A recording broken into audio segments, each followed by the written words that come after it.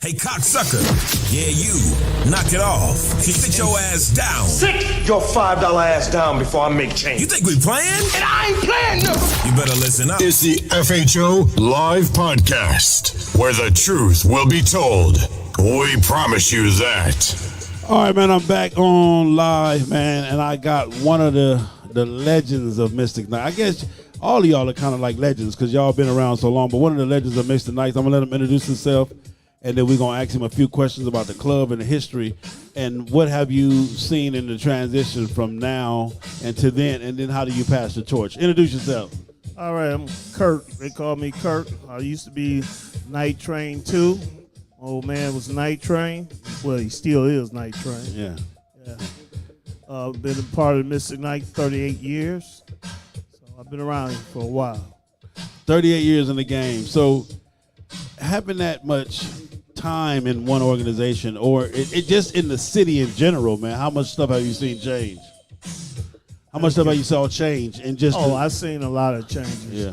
You know, in our generation, there's been a lot of change as far as everything. Yeah. Even when it comes to a black president. Wow. So we seen some changes in this world. Yeah. Even on the bike scene, when I first got on the bike scene, from back then to now. So when you first got in it 38 years ago, did you ever see yourself being here today, this far? When you got in, did you see yourself being in it this long? Yes. Oh, you did? Oh, yeah.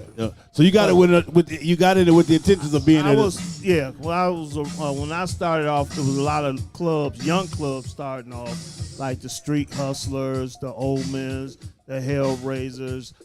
All of them was only clubs in Cleveland at that time was the Afro Dogs, Zulus, the Mystic Knights, Outcasts. Them was the older clubs. Yes.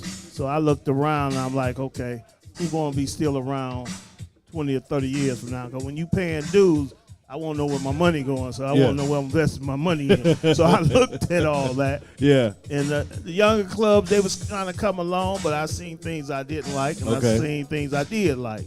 So I went with the older club. They used to say, you ride with the over hill gang. You say what you want to say. But I was looking at the future. Yeah. So when you joined the club, were you the youngest member? I was the youngest member. Wow. A long time. And you just be hanging out with all the OGs, huh? Hang with the OGs. I would be with the OGs on the weekend, be with the younger clubs during the week. We'll ride all week long. Yeah. I ride my Jap bike, and on weekend I go get my Harley, and I ride with the older guys out of town. Wow. Because they wasn't going nowhere. So, speaking of that out of town, how difficult was going out of town back then compared to now? Back then, you didn't see too many clubs travel. Okay. So it was very southern. You see some club will go somewhere. And the Mystic Knights, we would travel to Columbus, Detroit, stuff like that. Yeah. But my father was from Mississippi, so every year he'd ride to Mississippi. Then he started getting a club to go. Then I started going with him. So we started hitting other states. Wow. And we started bringing people back to Ohio to visit us for our 3-day weekend. And the 3-day weekend grew because it would be more out-of-town people than in-town. Then in-town would come out just to see who out-of-town was. Yeah. So that Mr. Knight's been traveling a long time. So how different though was it to travel back then? Was it racism? Was it adversity? Was it? One thing I told a lot of people, I've been riding hard a long time, is the respect you got when you was on a hog. Okay. You ride a Jap bike, you didn't get you got, hey, how you doing? When you ride a hog, you got that respect from everybody. Yeah.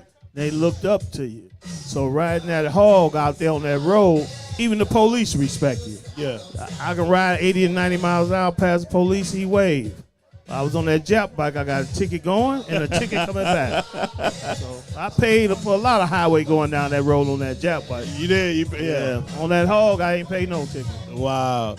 So seeing the transition, man, and you guys have passed the torch on. I mentioned National, your president, so you guys have taken in a younger generation now to go to the next level. Is that hard for you, or was it? No, because I was there.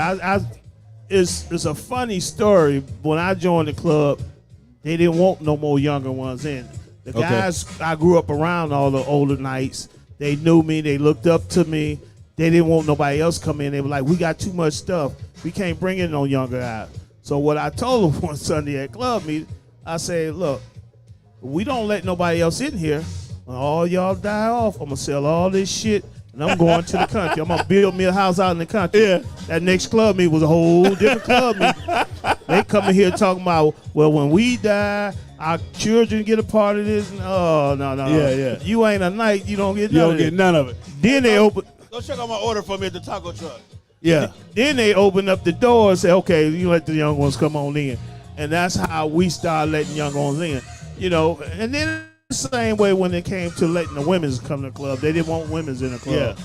And I was a firm believer. It should have been all a man club too. I fought against it for a while. Then when Miss Russia got in the club, certain things men just can't do. It take a woman to keep the book straight, this and that. So it was a great change when we allowed her to come to the club. Wow. But at first I was against it too, because like we couldn't talk the way we want to talk at club because we got to respect the lady at the table. So that change, I seen that change happen in the club. So one thing about us, when we make a change, we make it together. Is you make it at the table, and it stick that way, and we stick with the bylaws and the rules of this club, and that's where it got us where we at today. So it don't matter who at the head of the table because the rules gonna govern it anyway. Right. Yeah, and then they got you guys. I'm pretty sure y'all there to help